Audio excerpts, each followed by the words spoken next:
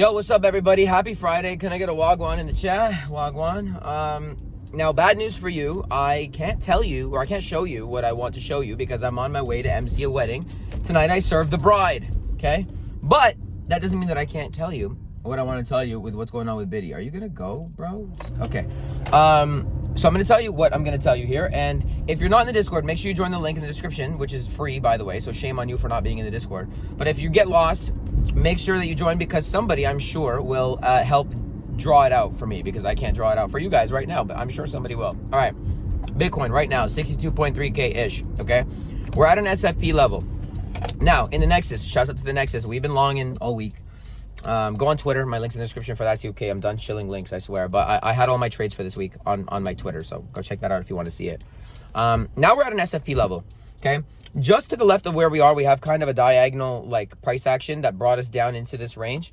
And for that reason, I don't think the SFP is going to work, okay? I don't think it's going to work. I've been talking about 63.3 for quite some time. Now, there is a lot of significance in that range, which I'm going to get to in a second. But yeah, I don't think that SFP is going to work. Also, market cipher money flow right now is a little bit too hot for me to assume that SFP short is going to work. Now, if it does work, which I can't take it and I'm not watching because I have a wedding that I have to, rock. If it is going to work, we're just going to go lower, right? And that's just standard range theory. If you SFP the high, you'll go to the low of the range. If you SFP the low, you'll go to the high of the range. We were accounting for this Model 1 accumulation Model 1 accumulation in this macro demand zone that we're in right now. Remember, again, if you don't know what I'm talking about, I'm sure somebody will draw it out in the Discord, so go to there. We were accounting for that. So right now, things are looking like it was destined for Bitcoin to go up to 62.3, which is why we're long. Of course, we took profit on this range high because you never know what's going to happen. And now we're looking upwards of 63.3 if this SFP doesn't work because of the diagonal thing and the thick money flow. Diagonal thing. Because the liquidity is the word, not diagonal thing. Because of the liquidity, we're looking up, okay? 63.3-ish, that entire range, that range that was there last week, and I made a video about that range. That range is so important because remember what I said, and I drew this out, so go watch the last video. The volume in that range, first of all, that was a very manipulated range. Not just that it broke up. It doesn't matter the direction that it broke. The range itself was very manipulated. And not only that, but that volume in that range changed. Those 7 days changed our 200 macro range point of control by down by 5%. Okay, so in other words, there is heavy volume in that range down below. And my narrative last week was if you lose that range, then it's not a good thing, okay? It's really not a good thing. But not only that, we lost it in a fashion that is also not the best, right? You had a nice range develop, but you SFP'd the high of the range, which effectively moved all of your time frame structure points higher.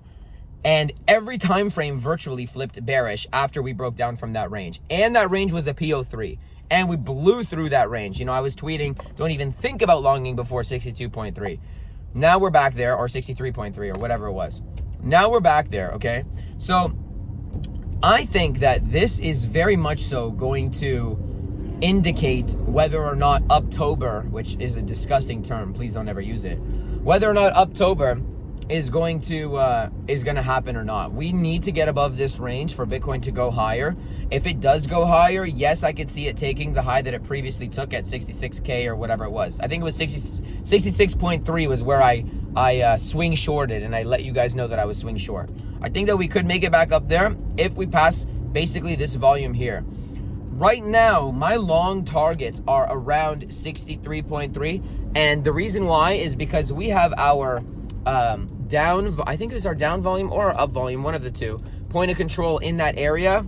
But more importantly, we have the very manipulated high volume range point of control around that area as well. In other words, and remember, we just flipped like many high time frame structure bearishly. Okay, we had a flip. Okay, so here's what I'm looking out for. If you have a 4-hour flip bearish, which keep in mind, we haven't had a bearish flip for like a month, right? September was supposed to be the worst month ever, and it was literally Uptember. But we just got our first 4-hour flip, so an eyebrow should be raised right now. Like, hold on, what's going on, right? This is the way that I'm looking at it now.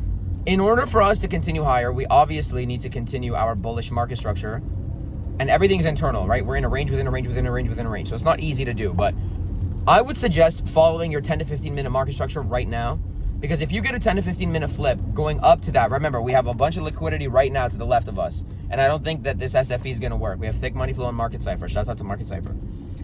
If we make it up there and then we start flipping midterm time frame, like 10, 15 minute structure back to bearish, it's not a look. It's not a good look, guys. It's not a good look. And the reason why is because remember, your 4-hour structure flipped bearish. You have a very high volume area that was very manipulated. You broke bearish after the PO3, and then you're coming back now to back test it. If you get that structure flip, that's basically telling you that that entire range is going to hold and you're going to come down. And we have reason to go down, right? We do. We were up only for 3 weeks. We did not mitigate a few demand zones on the, a few demand zones on the way down. And the elephant in the room is that we have a CME gap at 54K. Now, I don't directly trade CME gaps, but you guys know they are more likely than not going to get taken, right? They're going to get filled more often than not. So, you know, I'm just saying, right? I think that if we get a little pump here of another $1,000, $2,000 or so, you really need to take a step back, understand what's happening as a whole, and not get so caught up on the October thing. Because yes, it could October. I'm not saying it's not.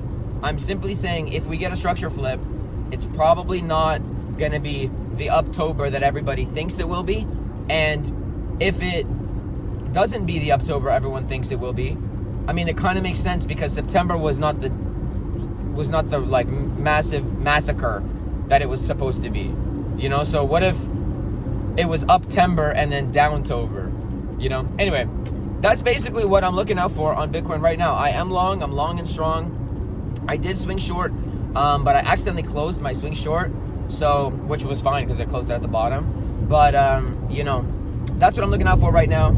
If you have no idea what I just said, go in the Discord. I'm sure somebody will draw it out for you because we got a lot of really good traders in there. And if you do know what I said and you agree with me, then yeah. Anyways, that's it for today's video. I know I couldn't show you, but I could tell you. And yeah, I'll see you guys in the next one. You spin my head right, maybe right round.